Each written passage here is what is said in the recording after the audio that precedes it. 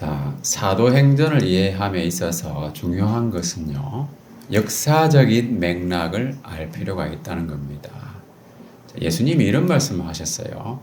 율법과 선지자는 요한의 때까지요.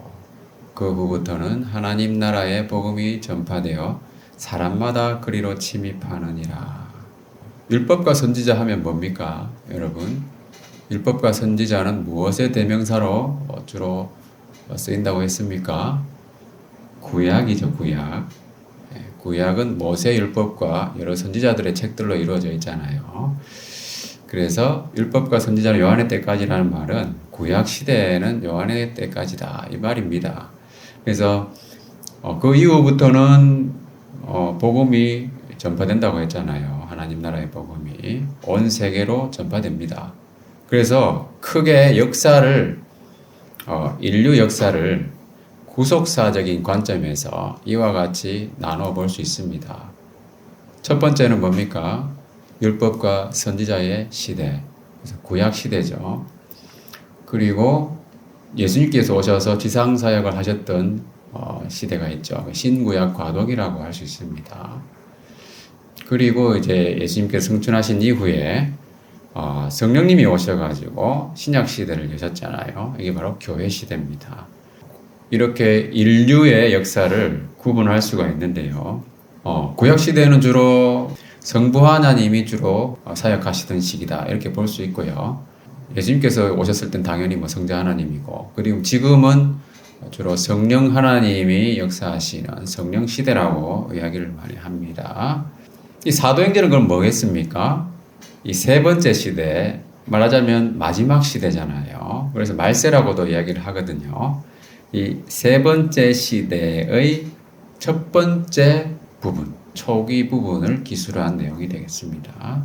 그래서 사도행전의 핵심 구절이라고 할 수 있는 것이 사도행전 1장 8절이죠. 다 같이 한번 읽어보겠습니다. 시작. 오직 성령이 너에게 임하시면 너희가 권능을 받고 예루살렘과 온 유대와 사마리아와 땅 끝까지 이르러 내 증인이 되리라 하시니라. 그래서 사도행전 1장 8절에 나와 있는 말씀을 토대로 해가지고 또 사도행전을 또 이렇게 나눠볼 수가 있는 거예요. 1장부터 7장까지는 예루살렘에서 증언하는 내용이고요. 그리고 8장부터 12장까지는 유대와 사마리아에서, 그리고 13장부터 28장까지는 땅 끝까지 전파하는 내용입니다. 그죠? 땅 끝까지 전파하는 것은 주로 이제 사도 바울에 의해서 이루어졌기 때문에 이것도 크게 두 가지로 나눠서 바울의 3차에 걸친 세계 선교 여행과 로마 선교 여행으로 나눌 수가 있겠죠. 자, 그래서 성령께서 오심으로써 이 교회 시대가 개막됐잖아요. 그래서 성령님이 오신 날은 뭔가 특별한 의미가 있는 거죠. 그렇잖아요. 시대의 개막이니까. 자, 언제 오셨습니까? 성령님이 오순절 날 오셨잖아요. 그죠? 오순절. 그래서 오순절의 의미에 대해서 한번 생각해 보겠습니다. 농업적인 의미와 역사적인 의미가 있는 겁니다. 자, 오순절을 보면은 한자로도 제가 써놨는데 순자는 10개를 의미하는 순자잖아요. 그죠? 헬라어로는 펜테코스테라고 하고요. 영어로는 펜테코스트라고 되어 있습니다. 자, 이 유대인의 3대 절기 중에 하나죠. 오순절이라고 하는 것은. 유대인의 3대 절기를 이렇게 보면은 신명기 16장에 보면은 이렇게 되어 있죠. 너희 모든 남자는 1년에 3번, 곧 무교절, 칠칠절, 초막절에 하나님을 뵈러 와라. 그러나 빈손으로 여호와를 뵙지 말라. 이렇게 말씀하고 있잖아요. 자, 이 3개 중에서 오순절은 어디에 해당될까요? 무교절, 칠칠절, 초막절 중에서 오순절은 칠칠절에 해당됩니다. 이게 무슨 말이냐 하면은 6월절이 지난 지 50일 되는 날이라 이 뜻입니다. 77이 뭡니까? 49잖아요. 6월절 하나 포함해가지고 이렇게 하다 보면 50일 이렇게 되는 겁니다. 그래서 6월절이 지난 지 50일째 되는 날이라고 해가지고 오순절인데, 구약 시대에는 주로 77절이나 맥추절로 불렸어요. 그 맥추절이라는 말은 뭐냐 하면은 보리를 수확하는 날이죠. 보리맥자잖아요. 그래서 출애굽기 말씀을 보면은 수고하여 밭에 뿌린 것에 첫 열매를 거두는 날, 그죠? 첫 열매를 수확하는 날입니다. 추수하는 날. 그래서 맥주절로 불리기도 했고요. 그리고 주님께서 오실 당시, 그리고 기원전 1세기경, 그리고 AD 1세기도 포함하는 그 당시에는 시내산에서 율법을 부여받은 기념일로 지켜졌던 그런 날입니다. 오순절이 출애굽한 지 50일 정도 된 날이었다라고 간주가 되고 있었어요. 자, 그 왜 그러냐 하면은, 이 부분도 제가 조사를 해보니까는 충분히 타당성이 있습니다. 뭐냐 하면, 출애굽기 19장 1절 말씀을 보면은, 이스라엘 자손이 애굽 땅을 떠난 지 3개월이 되던 날, 그들이 시내 광야에 이르렀다. 이렇게 돼 있잖아요. 그죠? 자, 시내 광야에서 시내산이 있잖아요. 그 시내산에서 율법을 받았는데, 그래서 제가 이 말씀을 보고, 야, 이거를 내가 성도들 앞에 이야기를 해도 될까? 상당히 의문이 됐어요. 왜냐하면 여기 뭐라고 되어 있습니까? 애굽 땅을 떠난 지 3개월이 되던 날. 자, 여러분, 3개월이 되던 날 하면 며칠입니까, 여러분? 한 달이 30일이니까 90일 정도로 생각되지 않습니까? 이 말씀을 보면은. 근데 이 번역이 잘못된 거예요. 그래서 아주 제가 이 번역을 여기저기 찾아보다가 상당히 좀 실망을 많이 했어요. 개혁 개정판에 대해서. 물론 그전에도 개혁 개정판에 큰 기대는 안 했었지만, 이게 뭐냐 하면은, 정확하게 얘기하자면은, 제3월, 곧 그때에 오히려 개혁 한글판보다도 잘못된 번역을 취하고 있더라 하는 겁니다. 제3월은 뭡니까? 세 번째 달이라는 뜻이잖아요. 그 세 번역에도 셋째 달 초하루날, 바로 그날, 이렇게 이야기하거든요. 그때 시내 광야에 도착했다는 겁니다. 그죠? 그리고 우리말 성경에도 나와 있습니다. 셋째 달 되는 바로 그날에, 이렇게 돼 있고, 영어 성경에는 세 번째 달에, 이런 뜻이잖아요. 근데 개혁 개정판은 왜 이렇게 번역을 했는지 모르겠어요. 사람들이 아무 생각이 없었던 것 같아요. 이 부분을 번역할 때는. 자, 그래서 이 부분을 그래서 좀 더 잘 살펴보면요. 그러니까 출애굽한 달은 첫 달이거든요. 하나님께서 애굽에서 이스라엘에게 이 달이 출애굽하는 이 달을 너희 첫 달로 삼아라 이렇게 말씀하셨어요. 그래서 출애굽한 날이 첫 달이기 때문에 첫 달 14일이 6월절이잖아요. 그래서 이렇게 계산해 보다 보면 정확하게 우리가 이걸 산출할 수는 없지만은 50일 정도가 나오는 게 뭐냐 하면은 그 시내 광야에 이른 이후에 하나님이 뭐라고 말씀하셨냐 하면은 셋째 날을 기다려라 그랬어요. 셋째 날. 그래서 이스라엘 사람들은 이 셋째 날에 하나님이 강림하셨다는 걸 알고 있기 때문에 이 날을 하나님이 강림하셔가지고 우리에게 십계명을 말씀하신 그날. 그래서 오순절 날을요, 77절을 바로 율법을 받은 날 이렇게 의미를 부여해서 지켰다는 겁니다. 우리 계산을 해보면 49, 50 이쯤 되잖아요. 그죠? 셋째 날 이렇게까지 생각을 해보다 보면. 그리고 번역에 따라서 또는 해석에 따라 가지고 셋째 달이라고 하는 것은 그 달 중이라고 이렇게 해석을 할 수도 있습니다. 그래서 거기에 대해서 정확한 숫자를 우리가 알기는 어렵지만 충분히 그게 타당성이 있다는 겁니다. 그래서 오순절이라고 하는 말은 뭐냐면 농업적으로는 추수하는 절기잖아요. 그리고 영적인 의미에서는 율법을 부여받은 날. 그래서 하나님과 이스라엘이 계약을 맺는, 관계를 맺는, 그죠? 그런 날이라고 하는 겁니다. 근데 이 날에 성령님이 오셨잖아요. 그죠? 그래서 신약적인 의미에서 볼 때는 뭡니까? 그리스도의 승천, 예수님이 승천하신 이후에 성령님이 강림하신 날이죠. 근데 이 성령님이 강림하실 때 어떤 현상이 있었냐 하면 사도행전 2장 말씀을 앞부분을 보면은 자, 급하고 강한 바람 같은 소리가 있었습니다. 이것을 어원적으로 잘 번역을 하면은 강한 바람이 으르렁거리는 듯한 소리, 청각적인 이미지를 연상케 하는 내용이잖아요. 그리고 불의 혀같이 갈라지는 것이 그들에게 보였다고 그랬잖아요. 보였다고 하는 말은 시각적인 이미지잖아요. 그리고 외국어를 통해서 복음을 성령의 말하게 하심을 따라 가지고 다른 언어들로 말씀하셨다는 거죠. 시내산에서 율법을 받을 때하고 장면이 좀 오버랩이 되지 않습니까? 그래서 시내산에서 하나님께서 강림하실 때는 번개와 우레 소리가 있었잖아요. 그리고 불 탔어요. 그죠? 그런 시각적, 청각적 이미지에다가 또 하나님의 음성으로 십계명으로 말씀하셨잖아요. 그런데 성령님이 강림하실 때는 조금 전에 본 것처럼 이런 소리와 불, 청각적, 시각적 이미지와 함께 그리고 성령님의 음성이 있었다고 하는 겁니다. 그래서 이스라엘 백성과 하나님과의 관계는 율법을 돌판에 기록했잖아요. 또 교회와 하나님의 관계는 성령의 법을 마음에 기록했다고 하는 겁니다. 그래서 오버랩이 되면서 이렇게 영적인 의미에서도 유사점이 있다 하는 걸 알 수가 있고요. 그리고 오순절은 아까도 봤지만은 맥추절이라고 불렸잖아요. 그죠? 첫 수확을 하는 날이었다.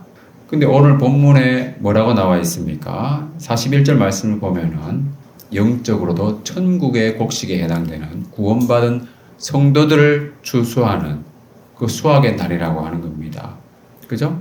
자, 그 영적인 의미에서 또 맥추절하고 또 의미가 상통하잖아요. 그리고 오순절에 빼놓을 수 없는 사건, 조금 전에 이야기했던 외국어 말하기 사건입니다. 그 방언이라고도 말하는데 이 사건은 우리가 일반적으로 이야기하는 방언하고 상당히 다른 거죠. 이거는 선명한 외국어였어요. 그 당시에 천하 각국으로부터 사람들이 와가지고 각자 자기 나라의 언어로 말하는 것을 듣게 됐다고 하는 겁니다. 그러니까 언어가 통일되는 현상이 발생한 거예요.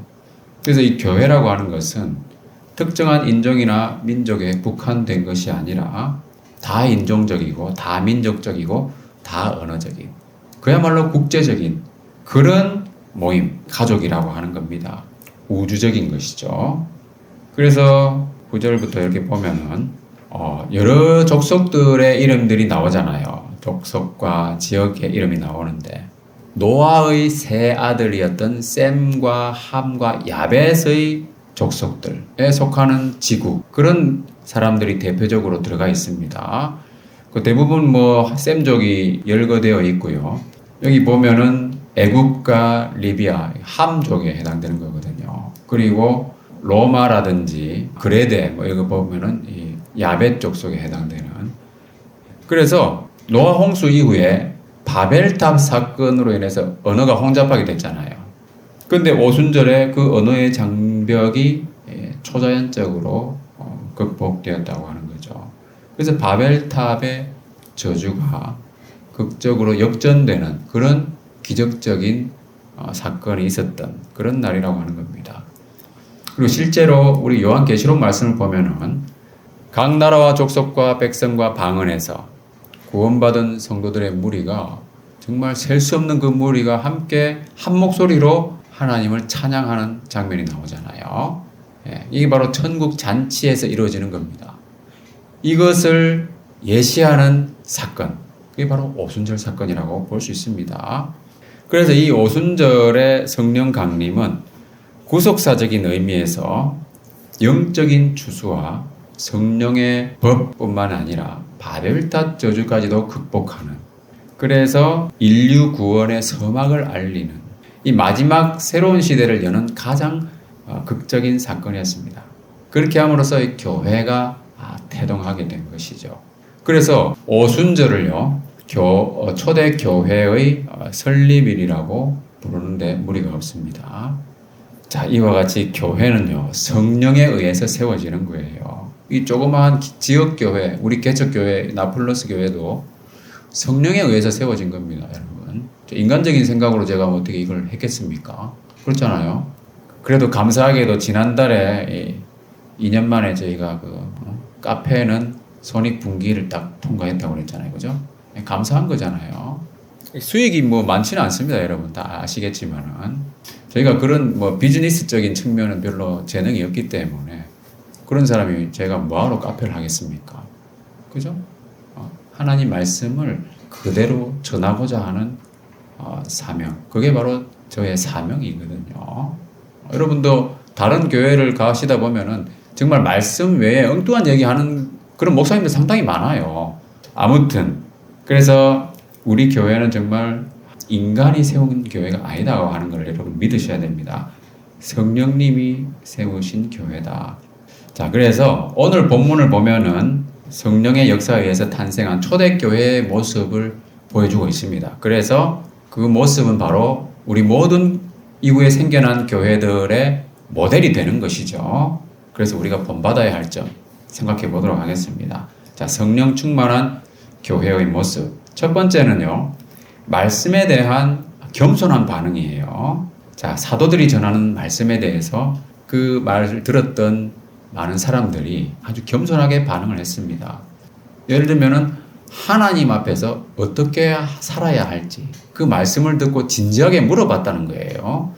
자, 37절 말씀을 보면은 그들이 베드로의 설교를 딱 듣고 난 이후에 마음에 찔렸던 거예요. 그 다음에 그거를 외면을 하거나 무시하거나 이렇게 하지 않고 어떻게 했습니까? 끝에 보면은 형제들아 우리가 어찌할꼬 이렇게 얘기했다는 거예요. 마음이 찔렸을 때 자존심 상한다고 그냥 져버리는 것이 아니라 정말 겸손한 마음으로 우리가 어떻게 하면 좋겠습니까? 라고 물어본다는 겁니다. 양심에 들려주시는 그 성령의 음성에 진지하게 반응하는 거죠. 그래야 되는 거예요. 그게 바로 성령 충만한 모습이에요. 성령 충만이 딴 게 아니고 성령님의 하시는 일에 대해서 따라가는 거거든요. 네, 그거거든요. 그래서 이 바른 자세와 겸손한 반응 중요하다는 겁니다. 그때 하나님은 또 해결책을 주신다는 거예요. 자, 베드로가 어떻게 말하고 있습니까? 회개하여 세례를 받고 죄 사함을 받고 성령의 선물을 받으라 이렇게 말했습니다. 자, 여기 보면은 성령의 선물이라고 하는 말은 gift of the Holy Spirit인데요. 성령이라고 하는 선물. 그 뜻이에요. 영어로 번역을 하자면 성령의 은사로 이해하시면 안 됩니다. 은사의 경우는 gifts, 복수형으로 되어 있거든요. 그래서 여기는 성령이라고 하는 선물. 그 의미로 받아들여야 돼요. 그래서 이 우리말의 다른 번역에도 보면은 뭐라고 되어 있냐 하면 성령을 선물로 받으리니 이렇게 되어 있거든요.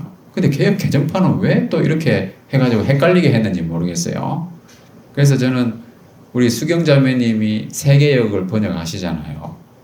그 번역 작업에 참여하고 계신데 좀 제대로 된 번역이 나오기를 기대하는 마음이 있습니다. 물론 지금 새 번역이나 뭐 좋은 번역들도 있지만 좀 더 직역 성경에 가까운 그런 번역이 개역 개정판이기 때문에 우리가 지금 이거를 공식적으로 예배 때 보고 있는 거거든요. 필요하면 나중에 우리가 의견을 모아서 새 번역으로 바꿀 수도 있습니다. 새 번역으로 바꿔가지고 하되 개역 개정판을 참고 버전으로 이렇게 볼 수도 있거든요. 그렇지만 좀 더 우리가 기대하는 마음으로 기다리고 있습니다. 자, 여기서 우리가 주의해야 될 점은 뭐냐 하면 자, 회개하여 세례를 받고 죄 사함을 받는 것이 반드시 성령을 받는 조건은 아니다 하는 겁니다. 성령을 받는 기계적인 인간관계가 아니라는 거예요. 왜냐하면 이후의 말씀들을 보면은 8장에 보면은 성령을 아직 받지 않았는데 세례를 받은 사람이 있다는 거예요. 그죠? 그러니까 세례가 성령이 받는 조건이 아니라는 걸 알 수가 있는 거고, 또 10장 말씀에 보면은 이 고넬료에게 복음을 전했을 때 나타났던 현상인데 말씀을 듣는 중에 성령님이 내려오셨다는 겁니다. 그러니까 성령 받았으니까 우리 세례 주자 이런 얘기하고 있는 거거든요. 그러니까 성령을 먼저 받고 세례를 받는 경우도 있습니다. 그래서 이것이 항상 순서대로 이루어지는 것이 아니고요. 따로따로 이루어지기도 하고 또는 한꺼번에 이루어질 수도 있습니다.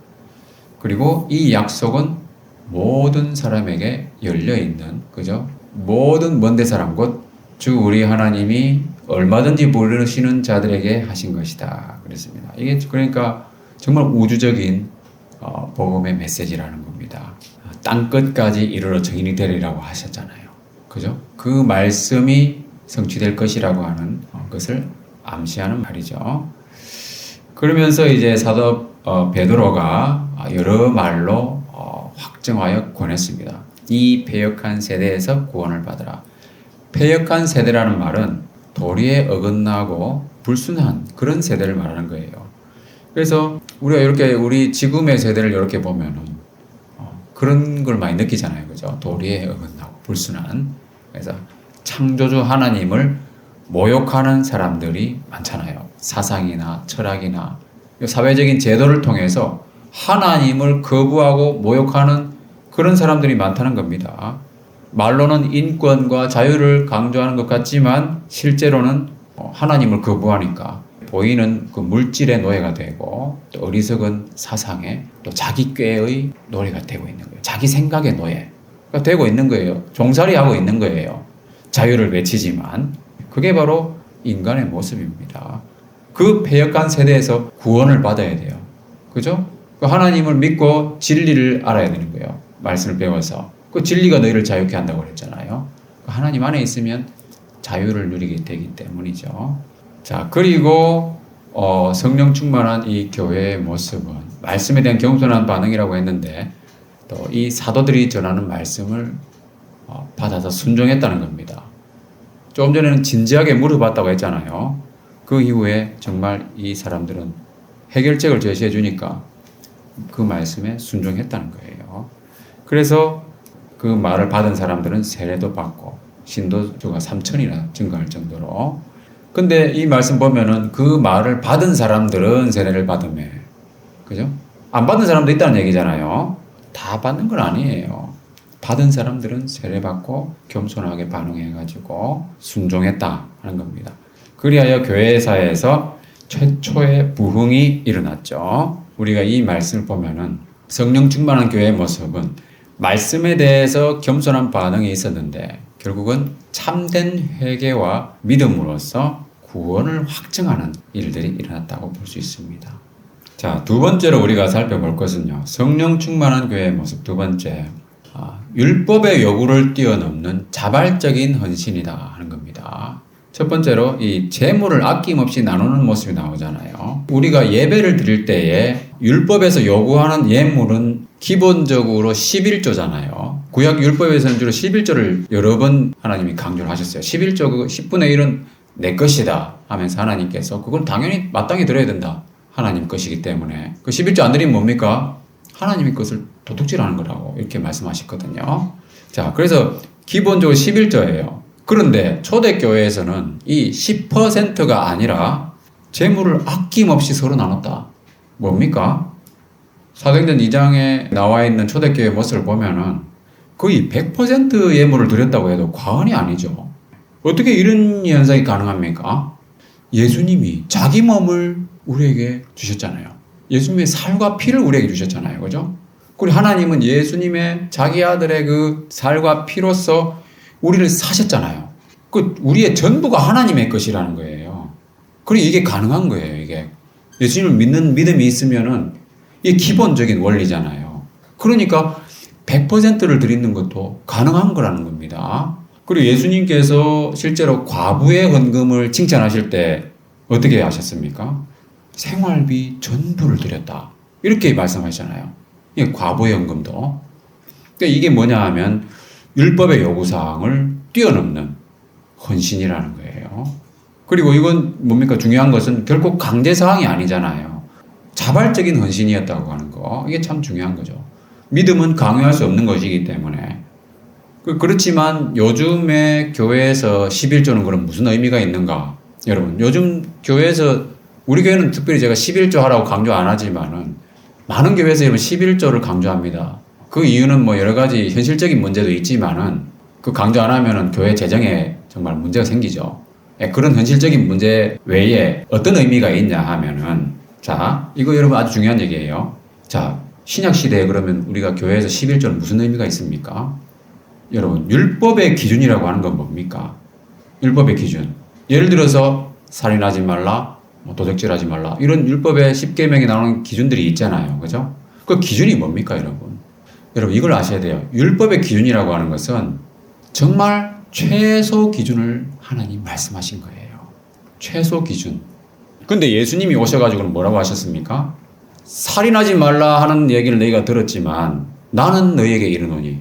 뭐라고 하셨어요? 형제를 미워하는 자는 살인하는 거다. 미워하지도 말라고 하신 거예요. 그러니까 율법의 기준은 정말 최소 기준인 거예요. 실제로 사람을 찔러 죽이는 것이 살인이라고 그렇게 율법에 명문화되어 있지만 그 근본 정신은 뭡니까? 미워하지도 말라는 거예요.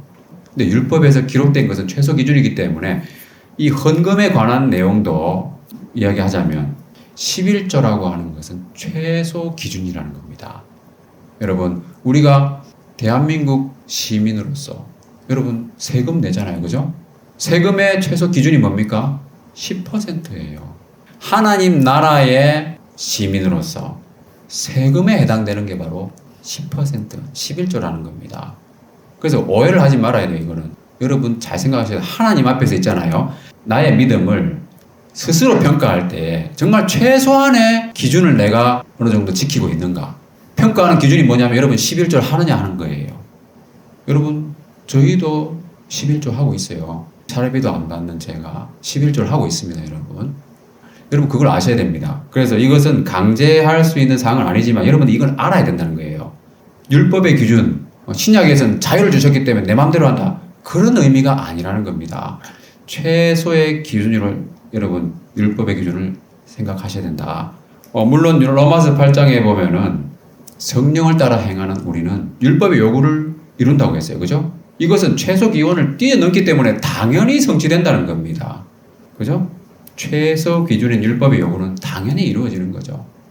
그래서 최소 기준을 충족하지 못하고 있다면 자기 믿음의 생활을 진지하게 돌아봐야 되는 겁니다. 자, 11조는 신약 시대에서 최소의 기준으로 이야기할 수 있는 것이고 율법의 요구사항은 아니라는 거죠. 율법은 구약에 나오는 거예요. 분명히 말씀드리지만. 자, 그리고 또 한 가지는 뭐냐면 율법의 요구를 뛰어넘는 자발적인 헌신의 또 한 가지는 날마다 모이기를 힘썼다는 거예요. 이것도 성령 충만한 교회의 모습입니다. 당시에 유대인들은 3대 절기 중 하나인 오순절에 모였잖아요. 그죠? 오순절에 사람들이 많이 각 지역에서부터 와서 모였고 그리고 안식일에 각 회당에서 예배를 드렸습니다. 일주일에 한 번 정도. 이게 바로 말하자면 율법이 요구하는 최소 기준입니다. 그죠? 율법의 요구사항이잖아요. 그 요구사항대로 그 사람들은 따랐던 거예요. 그런데 오늘 본문의 46절에 뭐라고 나옵니까? 날마다 마음을 같이하여 모였다는 겁니다. 이거 놀랍지 않습니까? 그 성령 충만한 교회에서는 날마다 모이기를 힘쓰는 거예요. 이게 바로 율법의 요구를 뛰어넘는 겁니다. 이거 자발적인 거예요, 이것도. 우리 일주일에 한 번 이렇게 예배 드리기도 쉽지 않잖아요. 눈 비비면서 나오지 않습니까, 혹시? 물론 그러지 않을 거라고 생각되지만, 예. 자, 이 문제도 우리가 극복해야 될 하나의, 이건 아주 좋은 초대교회의 모델인 거죠. 그 날마다 모이기는 현실적으로는 어렵잖아요. 그죠? 그렇지만 우리가 이야기하듯이 일주일에 한 번 정도는 주중에 모이는 거. 그 다른 교회에서는 보통 수요 예배를 드립니다. 우리는 목요일에 성경 읽기 모임을 하는 거죠. 그래서 여러분 할 수 있으면 모이는 게 좋아요. 그 모일 때 성령님이 함께 하시기 때문에 여러분 거의 그 모임에서 우리가 세상적인 이야기 안 하잖아요. 분명히 성령님이 함께 하시는 그 모임이에요. 자, 최소 기준보다 더하는 신앙생활이 되어야 그게 플러스인 겁니다. 여러분 최소 기준을 충족하면 뭐가 됩니까? 그거는 현상 유지예요. 현상 유지. 그리고 최소 기준보다 못하면 그 생활은 마이너스 생활이 되는 거죠. 자, 우리는 플러스 교회잖아요. 그죠? 나 플러스 교회. 그러니까 최소 기준보다는 조금은 더 해야 되지 않겠습니까, 여러분? 예물을 드리는 것도 그렇고 모임을 하는 것도 그렇고 여기서처럼 100% 또 날마다는 어렵겠지만 우리가 최소 기준보다는 조금은 더 해야 된다. 그리고 성령 충만한 교회의 모습의 세 번째는요. 균형 잡힌 그리스도인의 삶이라 하는 거. 이거 아주 중요한 얘기예요. 자, 뭐냐 하면은 자, 균형이라고 하는 게 상당히 중요한 겁니다. 우리가 평소 우리 일상생활에서도 많이 경험하잖아요. 균형이 무너지면은 그 집이 예를 들면 기둥이 두 개가 받치고 있는데 한쪽이 무너지면 어떻게 됩니까? 와르르 다 무너지는 거예요. 하나 살아있다고 그게 버티고 있는 게 아니에요. 자, 균형 잡힌 그리스도인의 삶. 뭐냐 하면 기본적인 생활에서의 균형입니다. 말씀, 기도, 교제, 증거. 그리스도인의 기본적인 생활은 이 네 가지로 볼 수 있어요. 자, 42절 말씀을 보면은 사도들의 가르침을 받았다. 이게 바로 말씀이죠. 그리고 맨 뒤에 보면 기도 있죠. 기도하기를 힘썼다. 그리고 교제하며 떡을 뗐다. 이게 바로 교제입니다. 그리고 저 뒤에 보면은 주께서 구원받는 사람을 날마다 더하게 하셨다. 전도를 했으니까 더하는 거잖아요. 그죠? 예, 전도, 증거. 그래서 하나님과 나와의 관계에 있어서 균형은 뭐냐면 말씀과 기도의 균형입니다. 말씀 읽고 묵상하면서 같이 기도하는 거예요.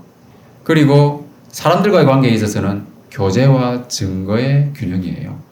그리스도인들과의 교제, 그리고 믿지 않는 사람들과에 있어서는 내가 그리스도를 증거하는 관계가 되어야 된다는 거예요. 그게 바로 균형입니다.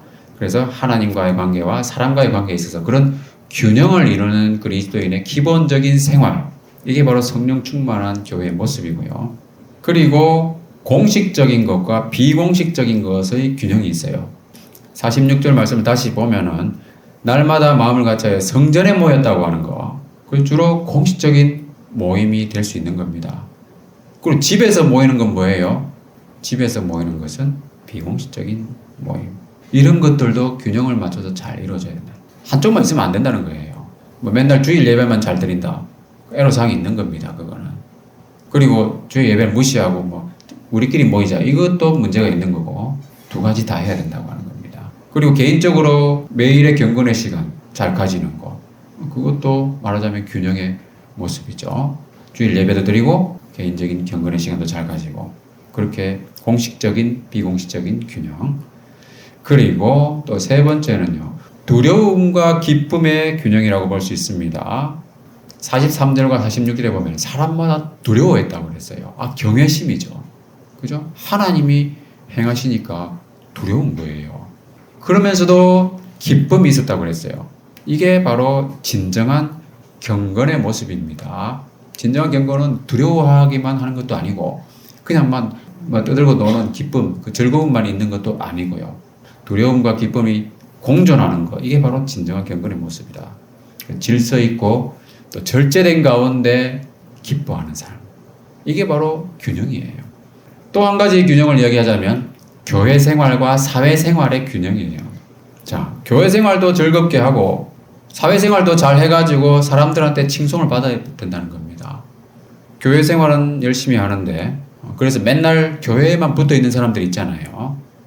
세상 사람들과의 관계에서 너무 소홀히 하고, 그래서 비난의 대상이 되는 그런 교회나 신도들이 실제로 많이 있잖아요. 그죠? 우리 한국 교회도 많이 반성해야 되는 부분이에요. 또 반면에 또 교회에는 별 관심 없고, 교회는 썬데이 크리스찬이 되어가지고 일주일에 한 번만 오고 나머지 생활은 완전히 세상 사람처럼 살아가는 사람들 있잖아요. 기도도 안 하고 성경을 일주일 동안 한 구절도 안 보고 뭐 그런 사람이 있습니다. 그것도 균형이 무너진 모습이죠. 그게 성령 충만한 그리스도인은 뭡니까? 교회 생활도 즐겁게 하고 온 백성에게 칭송을 받는 것이죠. 그래서 로마서 말씀을 보면은 그리스도를 섬기는 자는 하나님을 기쁘시게 하며 사람에게도 칭찬을 받는다 하는 로마서 14장 18절 말씀이 있습니다. 하나님을 기쁘시게 하기도 하고 사람들에게도 칭찬을 받는, 이게 바로 균형 잡힌 모습이라는 겁니다. 자, 말씀을 마무리하겠습니다. 자, 우리 교회도 벌써 2주년이 되었잖아요. 근데 이렇게 돌아보면은 우리가 과연 성령 충만한 신앙생활을 하고 있는가 좀 돌아봐야 되겠죠. 목사인 저부터 하나님 말씀 앞에서 정말 바른 태도로 겸손하게 살아가고 있는지, 또 자발적인 헌신을 더 하고 있는지, 또 균형 잡힌 신앙생활을 하고 또 그런 내용으로 지도하고 있는지 저 자신부터 돌아보고요. 여러분들도 자신 스스로를 돌아보기 바랍니다. 그리고 분명한 것은 교회의 성령 충만이잖아요. 이 목사나 어떤 한 사람의 충만으로 되는 것이 아니라는 거죠. 물론 제가 가장 그런 면에서 본을 보여야 되겠지만, 자, 우리 각자가 하나님 앞에서 바른 신앙생활을 하는 것이 모아져야 된다는 겁니다. 그래서 교회의 충만으로 확대되는 겁니다. 그래서 저와 여러분이 성령의 인도하심으로 살아가서 성령으로 충만해지고 우리 교회에도 지속적으로 구원의 역사가 일어나는 명실상부한 플러스 교회가 되기를 주님의 이름으로 축원합니다.